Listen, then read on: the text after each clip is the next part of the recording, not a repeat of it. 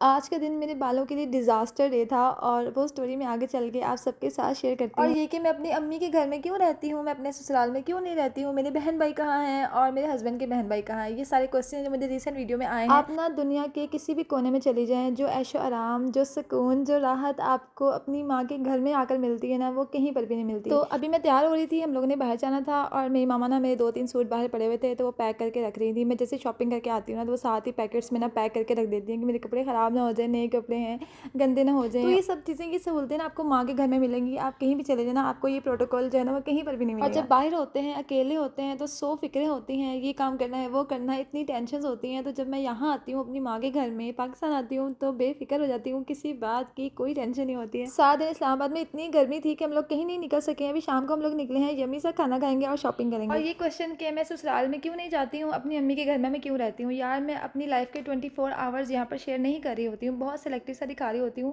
और मेरे भाई और मेरे हस्बैंड के भाई बाहर होते हैं, पाकिस्तान में हमारे बहुत कम रिलेटिव हैं। अगर ससुराल से रिलेटेड कोई रिलेटिव है ना, तो मैं जाती हूँ, ज़ाहिर बात है, रहती हूँ।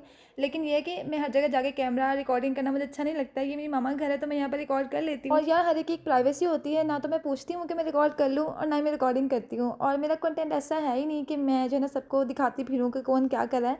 बस मैं अपना कंटेंट बनाती हूँ, जितना मैं अपने हद तक बना सकती हूँ उतना मैं बनाती हूँ। उसके बाद हम गए F10, वहाँ से शॉपिंग की। और ये जो ड्रेस मैंने पहना हुआ है, ये है मिनी माइनर्स का। और वहाँ से ना 15 से 16 साल वाला साइज़ जो है ना मुझे आ जाता है। बच्चों की शॉपिंग करने गई थी, मैंने अपने भी कर ली।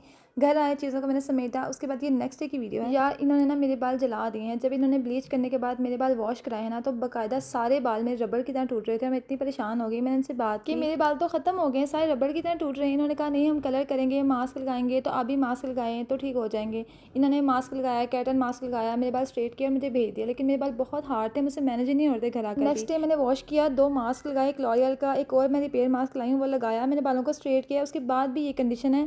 सारे हाईलाइट्स वाले बाल तो मेरे सारे ख़त्म हो गए हैं, टूट गए हैं। और इवन स्ट्रेट करने के बाद मेरे बालों की ये कंडीशन है। कल मैं वॉश करके फिर मैं आपको दिखाऊंगी।